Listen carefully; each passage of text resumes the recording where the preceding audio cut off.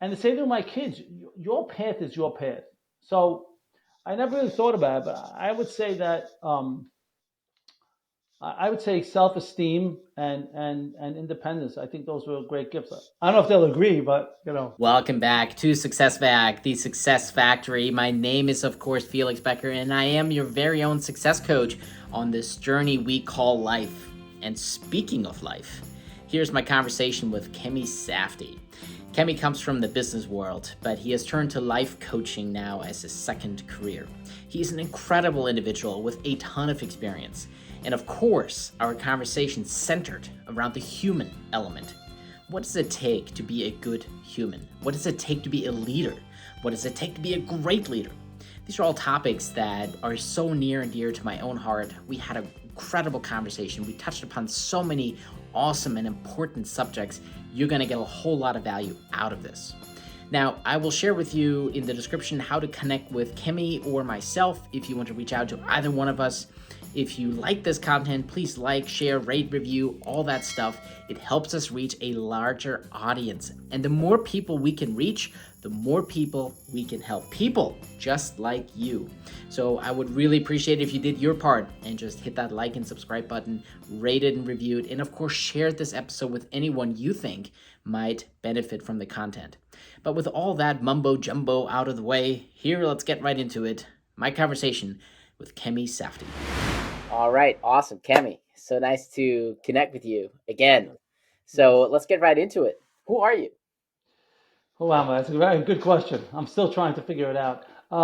So my Aren't name, we all? yes, yeah, we are. The truth is, it's funny. I think as long as you're trying to figure it out, you'll get there. I think it's when we stop trying to figure out that's when the problems come in. So, I've been in the import business for the last 30 years. I different aspects of industry and hard goods and soft goods. Um, my big thing is I started out my own business and really had no idea what I was doing. I was running it for 10 years. Actually, it's funny. You could be running a business and not know what you're doing until it crumbles. I always compare the import business to a wheel that's always turning. And while it's turning, you may not be paying attention to what's happening. And once it stops for a quarter of a second, then you say, "Hey, what's going on here?" So I was with my partner. We got the business up to about $10 million, and there's no money.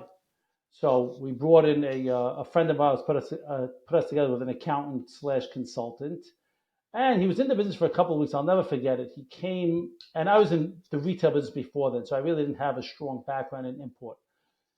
So he comes into the office after a couple of weeks. He gets a whiteboard and he writes on the whiteboard, "Clerks are jerks." He says, "You guys, no one's watching the business. You're doing clerical work, you're driving sales, and nothing else." And we're like, "What are you talking about?" The first guy someone told me when I was going into wholesale, the first thing he says, "Sell, sell, sell, sell. Sales covers everything." And I realized afterwards it really was a fallacy. Sales is a band-aid when you have a 10-foot, when you have a gash in your leg, when you're not watching your business. In other words, there's so many aspects of business, and I take that on to life also, but there's so many aspects in business in that seems simple, but there's sales, there's marketing, there's profit, there's warehousing, there's so many different things that go involved that we tend to ignore until it's too late. And because of what happened to me, I'd love to tell you I learned the lessons. I went into my next business. I did $100 million, and that's it. It wasn't the case.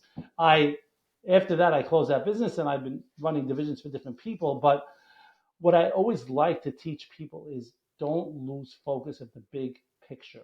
That's really what it boils down to. My history really boils down to not losing focus on the big picture in business and in life. You know, in business, the big picture is, I don't know if you're a sports guy, but like in football, at the end of the day, when a team wins, a lot of times the coach will say we excelled in all three aspects of the game: offense, defense, special teams. And a lot of times, if you fail in one aspect, you're going to lose. And I feel it's the same thing in business and in life. In business, if you're not focusing on, yeah, sales is great, But sales with low profit margins and sales with tons of inventory in your warehouse isn't going to do that much for you. So I just feel that it's looking at that well-rounded picture, and in life as well. Yeah, no doubt. So I actually was just thinking about something when you mentioned that there's so much more to business, right? A lot of the stuff that I'm not from a business background, so this is stuff that I really don't have much of any idea about. Just the stuff that I've gathered from the periphery. But the one thing that I have gathered is the humans in your company is what makes your business either thrive or fail. And so I'm curious, that statement that clerks are jerks seems to go against that, right? Because now we are putting a negative label on these people. So when you're saying there's so many dimensions to it, I'm kind of curious to know what your experience is with that human element in your business. Are clerks really jerks? And if not, what do we all need to do better to support all the human beings that are in the company that ultimately make the business function and thrive? So you bring out a couple of great points. First of all, everything is about the team, everything, and I'll get back to that in a minute. The clerks are jerks was, it's not to belittle the clerical work. It's when you're the owner or you're the CEO, for you to get involved. Let's just say in making a payment to a factory or billing an invoice. That's to say that if you're standing over here, you need to have that peripheral vision to see the entire picture. When you're getting inundated in smaller details, that then if you're getting inundated in smaller details, you're losing the big picture. So you as an owner, if you're being a clerk, you're a jerk, so to speak. But no, it's very funny because I actually posted, I think it was last week, saying how I really feel the whole system, and I'll get back to the human part in a second, that the whole system of salespeople getting the big bucks and everyone else not, I think it's all disproportionate because guess what? The salesman wrote $20 million in sales and he's making a $700,000 salary. And the person in the import department is making $70,000 a year, and the design is making 100. But hello, without that person designing the product, and without the person placing the order overseas, making sure the quality was right, making sure it got on a boat, making sure. So why should they be penalized, so to speak, because they're in you know what I'm saying? So humans are your whole business. And I'm a very big proponent. And I know it's the buzzword today, empathy and this and that, but it's really real. There's nothing more important than empowering your people and making your people happy and giving them a drive to come to work. I've seen I was once trying to get a brand for to go back into my own business, and I met with the licensing guy, and he said, what I like to do is it's probably good advice is I like to put everything on a piece of paper and list the positives and the negatives. So he starts writing on the board. One of the negatives, I was out of the business. One of the positives, I'm a good merchandiser. And he wrote one of the positives. He wrote, nice guy, nice guy. So I said, Cliff, does anyone care in business? Do your business. He says, yeah, people care. People want nice people. People want to deal with nice people. And I've seen so many times in management and leaders that, they like to pontificate and sit on their throne and say, do this, do this, do this. And what happens is ultimately it's so counterproductive for your business because, right, these are human beings. These are people. They're not AI people yet. Let's see when that happens. They're not AI people yet.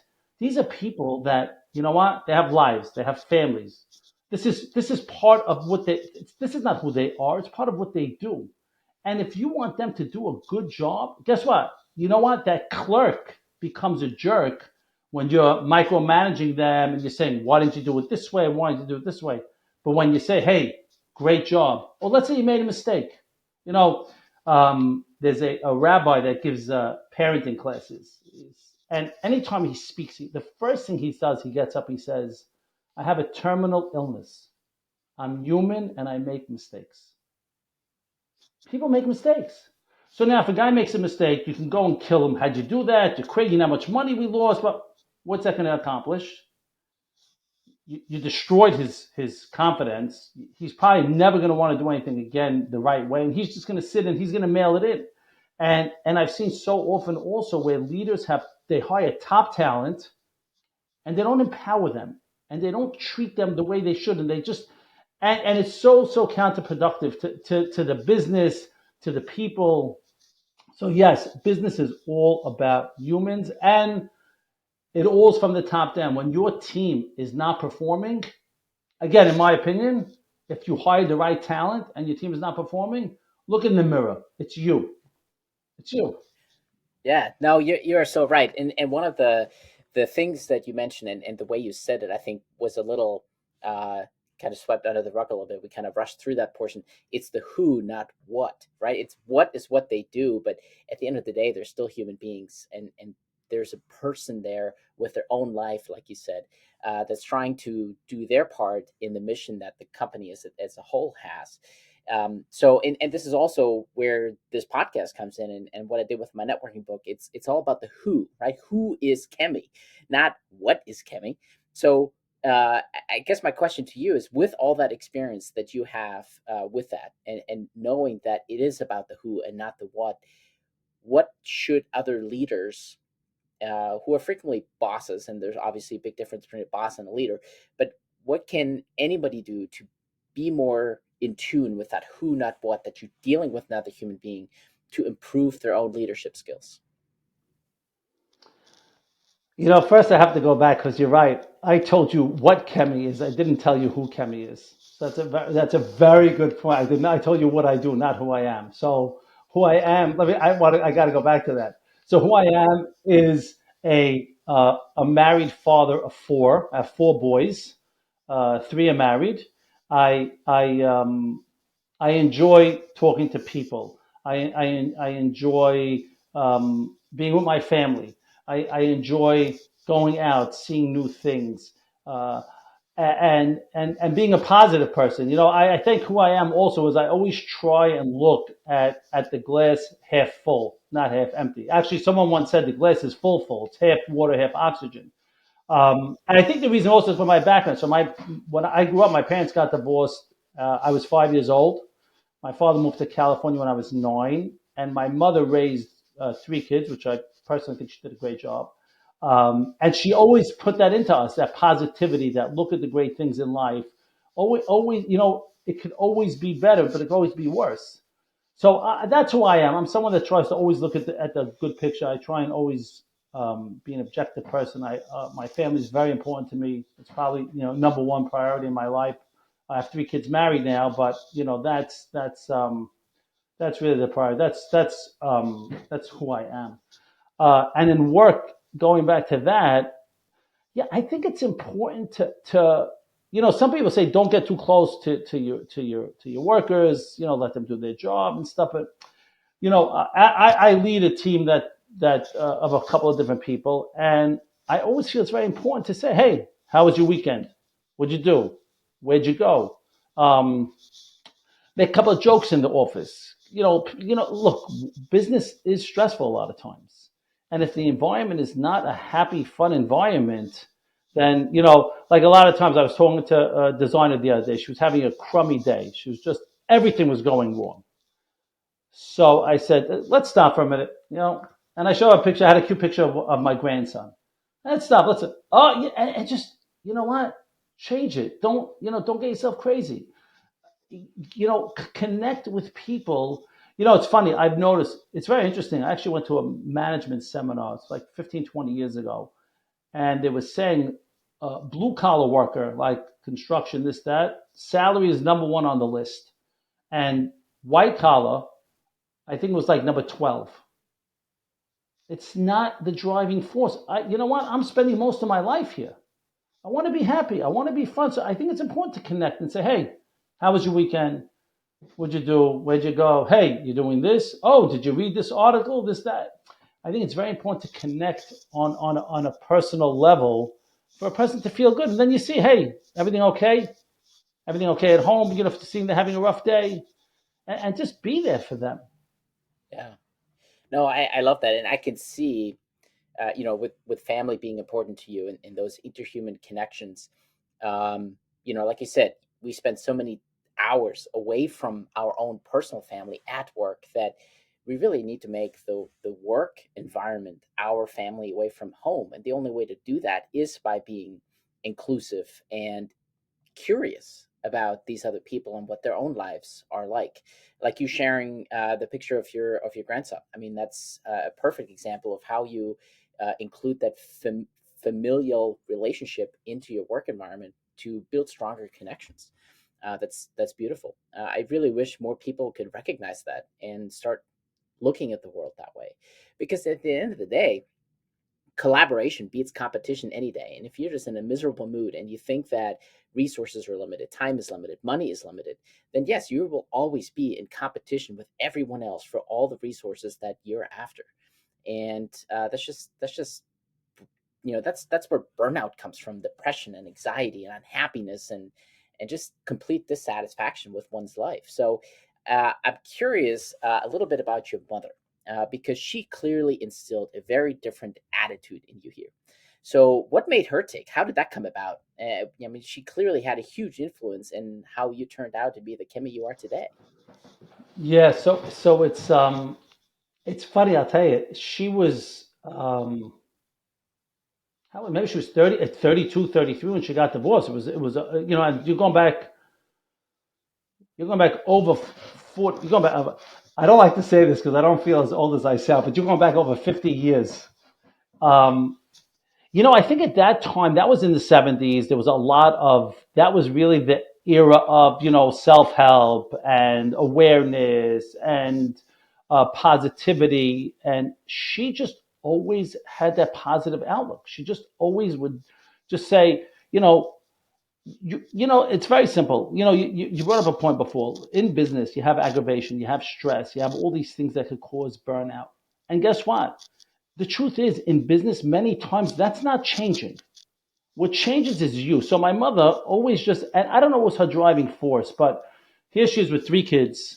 I'll tell you, see how we've evolved. I don't know if whatever it is, but in those days, she was having, our house was sold. I was living with my grandmother for a few months. She was having a problem getting an apartment because landlords were afraid. How's a single woman going to pay the rent? Till she found an apartment, took a few months. But I asked her once. I said, "Ma, how'd you do it? How'd you stay positive?" And I'll tell you, I never felt. And again, you're going back. There was no such thing as a broken home in those days. It was very rare. I never felt like I was different. I go to my friend's house. He had his father. His father took him to the game. I never felt different. And I asked my mother. I said, "Mom, what was it?" She said, "I never gave in to my circumstances. I never gave in to my circumstances." I think a lot of times, everything in life is choice.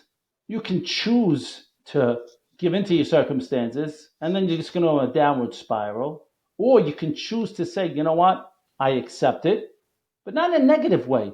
I'm going to deal with it." That's what she just dealt with it. She just never gave into those circumstances, and she always told us, "Your thoughts create your life. Your thoughts create your life." Like I tend to say a lot of times, my mother said. So my mother always said that your thoughts create your life, and what you think about, you bring about. And I grew up with that. It's funny, like it's my two oldest siblings. I'm the baby. I'm like my sister was one of 59, so my sister's like 6 years older than me or something. So my two other siblings are they're very dapper. They're very sharp. I'm like they always say I'm like the black sheep in the family because I don't so I grew up in a different generation. Like I grew up in that whole positivity and don't give in to your circumstances and everything's great, and it just really stayed with me. Even now, when I look, the famous thing: everyone has something is going through something you know nothing about. Everyone has challenges. Everyone looks great. On LinkedIn, this guy's rolling and this. Everyone's got something. The question is, are you going to give into it or not? Yeah. No, that is so true. And you reminded me of this metaphor, or this little story, this anecdote that I learned about not too long ago. So if you take all the letters and symbols that we've human beings have ever created, from the hieroglyphs to the Greek letters to higher, our modern, Latin-based alphabet, Um, our lives are confined between the letters B and D, our birth and our death. But what's in between is the letter C, and that stands for all the choices that we make in this life.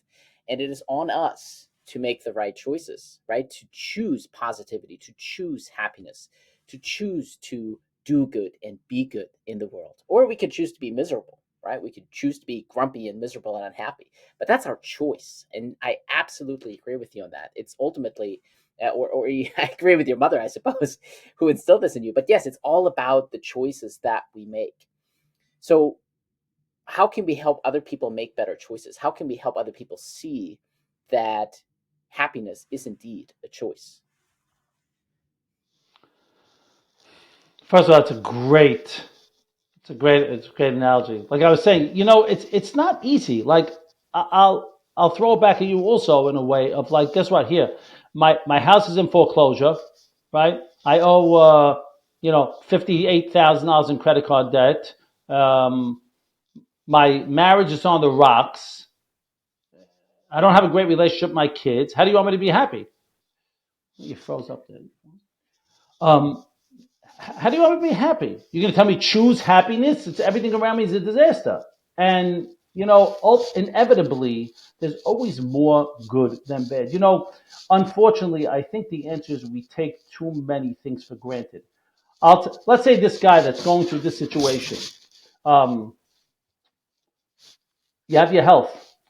Big deal. No, it is a big deal. It's a very big deal. I heard an analogy. Here's a guy like this, foreclosing in his house. Everything's miserable. He's not feeling it. Goes to the doctor. Doctor checks him. He says, I'm sorry. You have cancer all over your body. You have a month and a half to live. I don't suggest chemo. Just live it out. Now this guy comes home. Does he care that he has a miserable life? His wife, his this, his that. That's it. He's checking out in a month. He doesn't care. It's not important to him anymore. Now, gets a call from the doctor. Come up right away. Go to the doctor's office. Doctor says, I'm sorry, we made a mistake. There was the wrong blood work. There's nothing wrong with you. You're fine. Now, how does he look at everything? It's not so bad. To wake up in the morning and be healthy. And my brother's home now. He's sick. He has the flu. You know what? You're out of commission to be able to. You know how many people have to take a pill before they eat pizza because they're lactose intolerant? Um, it's those little things. Don't take them for granted. So yeah, you have challenges. It's not. By the way, it's not. Life is not always easy. It's not. That's the way it is. There's always, like you said, it's the C, that choice. And you can go through life. I posted this the other day. You can go through life miserable. You can go through life happy. Either way, you have to go through life. Yeah. So look at those positive things, and when it's tough, say, you know what? Thank God I have my health. I have this. There's always something that is a positive. And the truth is the positives far, far outweigh the negatives. Yeah. No, and I love that post, by the way. I thought that was brilliant the way you designed that with the smiley faces in there. That you can either choose to be this smiley face or that smiley face. I love that. That was a great post. Let's get back to your story a little bit. What got you into this import business in the first place? How did that come about? So I was in the retail business. I was working a lot of Sundays and stuff. And it was just getting a little tough. I'm saying? Married, going to work every Sunday, this and that. And this was just an opportunity to have a 5 day a week life, which has its challenges also. Traveling overseas to China and stuff like that. But it was really more of a quality of life thing. And now over the last 2 or 3 years, you know, I look at you, right? I look at you, who was a doctor for, I think you told me, like 12 years, and you said, you know what, I had enough, I'm out. Which, but it's an unbelievable story by itself, because at some point it's not worth it. So, like, I'm at that point now. I'm doing this for 30 years, and a couple of years ago I got into coaching because same reason. I feel now, at that time I got into the import business because more potential, better quality of life, easier grind. You're not on your feet all day, 10 hours a day in the store, et cetera, et cetera. And now I'm coming to another point where I want to transition out of this and do what I'm more passionate about, which is helping people. And there's, it's funny. I was working with someone a couple of months ago. He's an entrepreneur, raises capital for real estate, and he was working on a new deal, and he raised $2 million from different people. And he told me, he says, "I got to tell you, I wouldn't have done it without you." And I don't like to pat myself on the back too much, but you feel good. I'm not making $1 off of that. Whatever he's making, you just feel you help the guy. You help them move forward. And it's just and I look at, again, I look at you like that. It's really about it. Sooner or later, you have to stop and say, why am I doing this? Right. Absolutely. So let's talk about your coaching. So you obviously have been in the business world for 30 years and been doing that for a long time. You have a lot of connections. You have a lot of experience. What prompted you to go into coaching? Did you have any coaching yourself, or what sparked that transition for you? So it's interesting, and I do still work full time in the import business. I'm doing this right now um, on the side. Eventually, I like to. I am client number one in imposter syndrome, but okay, that's another story for another day. So actually, what prompted me was I was sitting with a friend. We were talking, and he was telling us that a mutual friend had become a life coach. And he said, "You know what? You'd be good at that. You like to listen to people. You have good ideas. You have good thoughts." I said, "Yeah, you really think so?" He says, "Yeah, I really do." So I started thinking about it, and I said, "You know what? Unfortunately, fixing our life is a lot more important than fixing our business." But I just feel, and I'm not trying, no disrespect intended, but I just feel like so often when someone has a life coach, they complain for an hour, do nothing, and then the next week they complain about the same thing all over again. Very rarely do they move forward, and that's not a negative on a life coach. That's just, I feel that's the nature of a person. But with business, you're talking about money. It speaks to you more. It's a little more tangible, even though it shouldn't be. So I started looking into business coaching.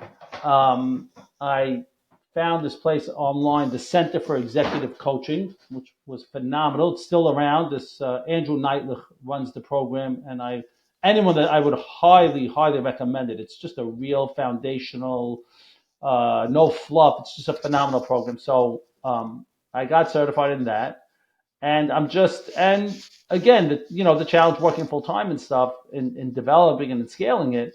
But that is how I got into it. Yeah. So the interesting thing here on the life coaching side of things, I mean, we're not here to tell people how to live their lives. That's ultimately their decision to make, their choice. It's their life. We're really more of a guide and trying to untangle some of the messes with them and for them. But I also feel like there has to be some accountability from the coach so that the client doesn't show up week after week complaining about the same things, but there is some accountability to hold the client to some higher standard to work towards the goals that they have set out for themselves. How do you balance that? How do you balance that?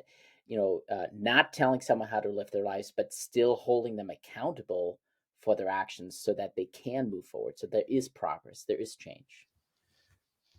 It's a very good point you bring up, because it's funny. We should go off on a little tangent. That's why I'm like, I feel that consulting, and I know we're not going on this, but I'm going to get to it in a minute. Like coaching versus consulting is like a consultant, which I've had many times. They come in, they analyze your business, they tell you what you need to do to fix your business. You need to do this, this, and this, and nothing happens. Whereas in coaching, business or life, it's really listening well, asking the right questions, and letting the person develop the insight on his own. Because you're right, I could tell you in wholesale, oh, you need to be in this business and buy this and this and this. That's me from my perspective. I'm not you. You might be more conservative. You might be more of a risk taker. It has to come from you. So I think with the accountability, and you're right, I think the accountability also has to come in that form of asking it in a way that the person himself realizes, hey, you know what, you're right. I should have done it. Like, hey, okay, how do we do? We decided that this week you're going to call 3 people and say hello. Did you do it? No, I didn't have a chance. My brother did this and this and this. Da, da, da. Okay. Why don't you think you did it? Shouldn't you have done it? What stopped you from doing it? And I think, again, through those questions, But yes, it should be brought up. It shouldn't just be, hey, I didn't make the calls. I'll do it next week and sweep it under the rug. It should be. You're right. I agree, and I think the accountability should also be done in that question form, because I think when we reflect on it, it's like when you write something down. It's the same thing. Like everyone talks about journaling. I don't do it. I probably should, because when you write it down, it sticks in your head much more. So I think the same thing. When I tell you, oh, you should have done it, do it next week, versus why didn't you do it and how can you do it? It's a whole different perspective. Yeah, you're so right. And especially the writing things down with pen and paper, there's something so visceral to that. It really solidifies things in a very different way. So I had a conversation with Arndt Hadenbrock. That conversation just went live this week, actually. And he also comes from a business background, large corporation, and went into coaching now. And what he's been struggling with when he first got into coaching, his thoughts were he wanted to do leadership and executive coaching because that's the world he knew. But then he realized that he almost knows too much about that. And he felt more like a consultant, like you mentioned, or a mentor trying to tell people what to do instead of having some natural curiosity about their lives and what they're trying to achieve and how they're wanting to achieve it. So he actually is now focusing more on people that he has no idea about, right? Not in the business world, not in the executive space, not leadership, because he comes at it with a blank slate, and so he can maintain some natural curiosity to really help the client through all those challenges without giving advice. So I'm curious from your perspective, where do you see yourself going with this coaching thing? Do you think you want to stay in the business world, that executive coaching, or do you want to go somewhere else entirely and meet different kinds of people that you haven't had the chance to experience yet? So, by the way, in that thing, you brought up a very interesting point that, like, people will ask, should you hire a coach that has an expertise in your field, right? And it's very interesting how, like, I'm of the proponent of no. I don't think it matters. Look, do you have to have some knowledge of how certain things work? Maybe, but I think it's more like you say, it's listening well, being curious, and asking the right questions because the person has the answers. And it is hard. Like I've worked with a couple of people in business, and you need a lot of self control of not telling. Like you'll see clear. This guy is like he's off. You got to go like this, and you really have to be disciplined not to do it. Um, I have worked with different people. I go. I like that approach of art. Yes, sometimes I mean I do like the business world, so I want to stay in that world. But I do also like working with entrepreneurs. I recently worked with a decorator that needed help in just getting organized and stuff because it's funny. I went in the import business from selling picture frames to baby clothes. And that's like two totally different worlds, but it's really not. The concepts are the same. It's sourcing, identifying the white space, building the product, getting the buyers. And I think in coaching, so to speak, it's the same idea. It's if listening well, asking the right questions, and I do feel like I like that entrepreneur, solopreneur space because I feel like that's where my expertise can come in, even just in the asking the questions and seeing things. Like I did work with a friend of mine has a big company. He has I don't know 75 workers. He has 10 execs at the top. And I said, you want to help me out? Give me some guys, and he did. But I find that they're more set. They have good systems. Maybe they need you once a month to just to run some stuff by. But that the guidance, and again, the guidance you provide through questions to someone that's more of a smaller business starting out, I think it's more rewarding for them. They really need that. Like, oh, like I was talking to this designer, and she's saying she's not in the office a lot. She has a temper. I said, why aren't you in the office? What's the reason you don't think you're in the office as much as you should be? Well, she uses my main computer. I use the laptop. Okay, and I just feel funny using. Okay, I said, so any ideas on what you could do? She says, the truth is I really could switch it and just put all the stuff on there and be in the office more.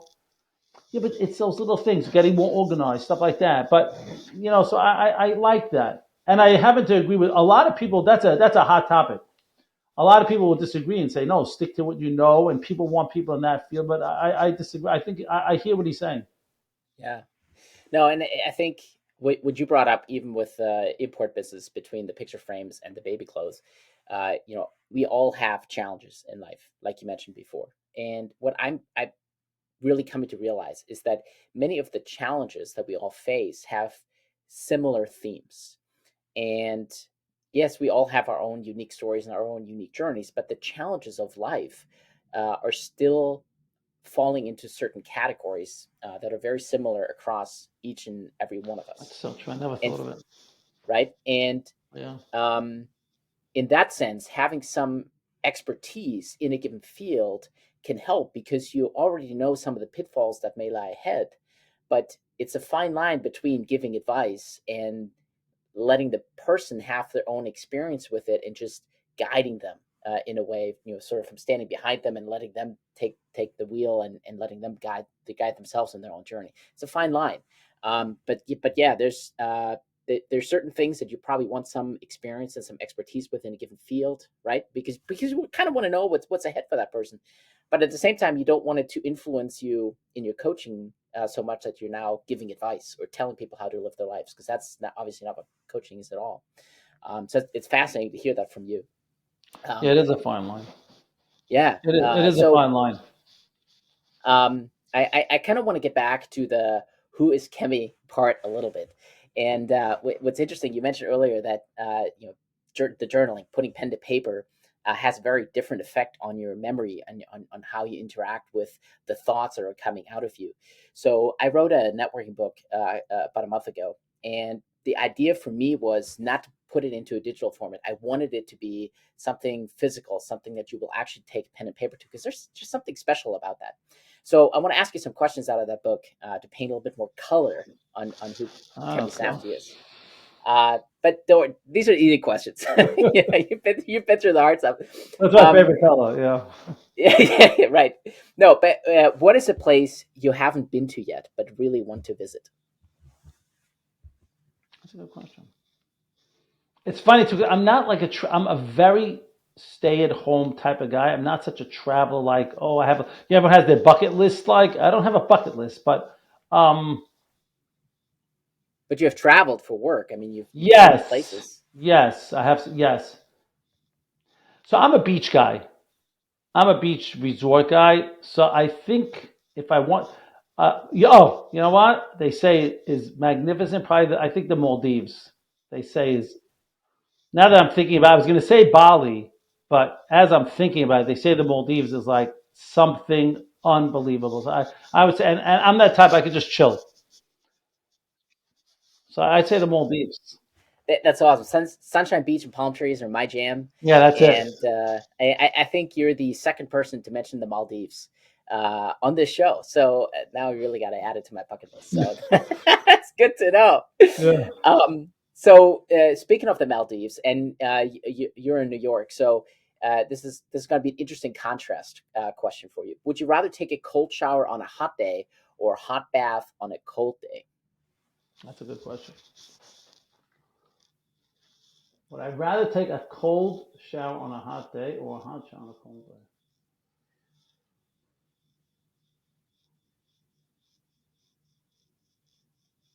I don't know, it's like a 50-50. I don't know. It depends. You know, because when it's like, probably, I think I'm thinking about, I think a cold shower on a hot day. All right. Because you know what, then you're refreshed. If you're cold and you can't take that hot bath, okay, you'll get under the covers. Then Yeah. theoretically go to the air conditioning room also, but I think cold shower on a hot day. That's good. I like you thinking there. That's good. That's good thinking. Last question for me, and then I'll have a special question for you. Would you rather have a cat that barks or a dog that meows? That's a great one. That's a good one. But oh man, hmm.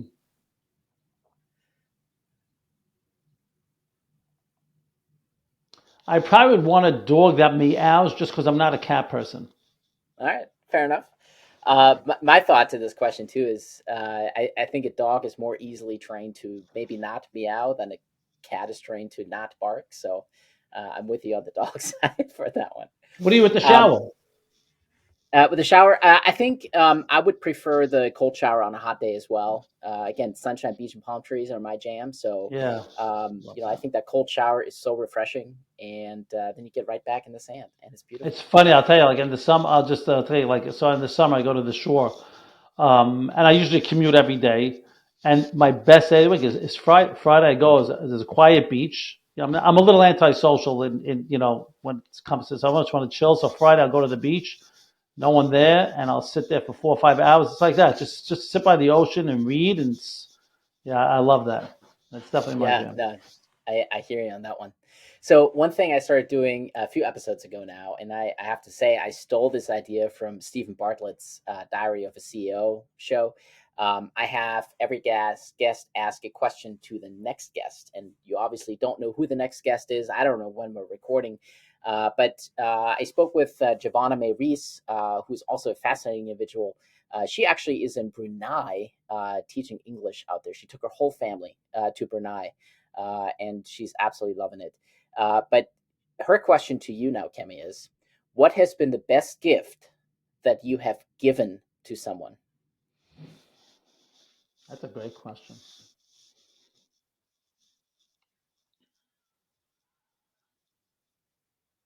So I could give you an easy answer, but I'm not. The easy answer is like for my children, I gave you life. But I would say, and again, going back to family, I would say the biggest gift I've given is probably to my children in making them independent thinkers. Meaning, there was a great rabbi, Rabbi Noah Weinberg. He ran a big institution. He always said, "The quicker I've done my job, the sooner I be." Wait, let me say it right. The quicker I become obsolete, the sooner I've done my job as a parent. Now, that does not mean that I speak to my kids all the time, but I've always felt that, and giving them self esteem, actually, giving them self esteem, I think two keys in life are a strong self esteem and being to be on your own. Like I always say, I'm a manager of a baseball team. I could tell you the fundamentals of the game, but I can't tell you how to play it. It's your life and it's your game. I could tell you like, oh, you have to work in. I don't have a family business, but how many kids go to work in the family business because that's what they have to do. So, or they don't feel good about themselves. Like my first three kids were uber athletes. I had 10 years in between my last two kids. My last one, and I'm an athlete. I love playing ball. I love sports. My last one's a kind of like when you throw the ball, after it bounces off, he goes like this to catch it. So now hello, you got to play. You have, no, this is who you are. Work with it. And the same thing with my kids. Your path is your path. So I never really thought about it, but I would say that I would say self-esteem and independence. I think those were great gifts. I don't know if they'll agree, but you know, I love this because I was thinking more physical gifts, and I think Giovanna's question came from the holiday season. But I like this philosophical approach of the gift that you gave to your children. That's beautiful. I love that. So now it's your turn to pay it forward. What is your question that you want to ask the next guest on this show?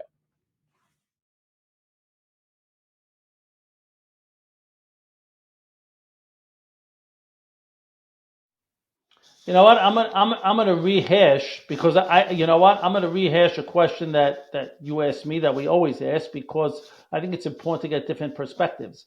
Um, how do you choose to be happy when you're going through all types of struggles in life? Again, it's not a pro. I think it's just nice to get different perspectives from people. I like that. You have the A and the B and the C. How do you choose to be happy when you're going through challenges in life? And I also love what you brought out before. It really is true. So many things. Everyone really goes through the same thing in a different nuance, in a certain respect. It's just how you deal with it. Yeah, no, it's just it's an interesting aspect of human nature. And if you think about how many thousands of years humans have been around, we still haven't figured this out. No, We, we still that's struggle with it, and we always will. I think that's the challenge. I think that's the we still need challenge. coaches. right? To help us out with that. So speaking of needing coaches, how can people reach out to you? How can people find you? How should they connect with you? So I am on LinkedIn, Kemmy Safdie. I am on LinkedIn. They could email me as well at Kemmy, Kemmy. That's a whole other story, my name, but okay, we'll go there after. Kemmy at the SafdieGroup.com. Kemmy at the SafdieGroup.com. And I always offer a free consultation. Anyone wants to talk, just to say hello and see what's what. No, that's fantastic. And I'll make sure that all your contact links are in the description below. So if anybody wants to reach out, they know how to find you. Kimmy, this has been an absolutely incredible conversation. I Thank love you for it. doing this. Any final words you have for the world? Yeah. Always look at the positive. There's always something good. As a leader, empower your people. And back to your point, you know what? We're human beings. We're people. We have feelings. We have lives. You know what? Think about that. The next time you're sitting with somebody, think about that. Yeah, that's beautiful. I think with that, we should just end it right here. Yep. All Thank you right. again for doing this. Thank you for being here. This has been Great. just an absolutely incredible conversation. I can't wait for people to listen into this and really It was experience a your lot of wisdom. fun. I appreciate it. All right, I really hope you enjoyed that.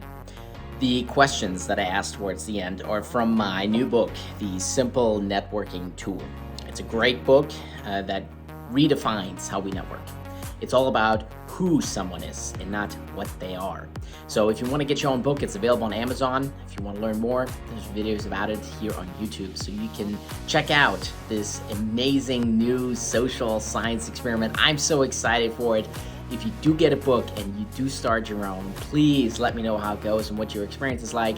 I'm working on the second edition and I want to make it the best one yet. So be sure to tag me, let me know how it goes. Thanks for watching.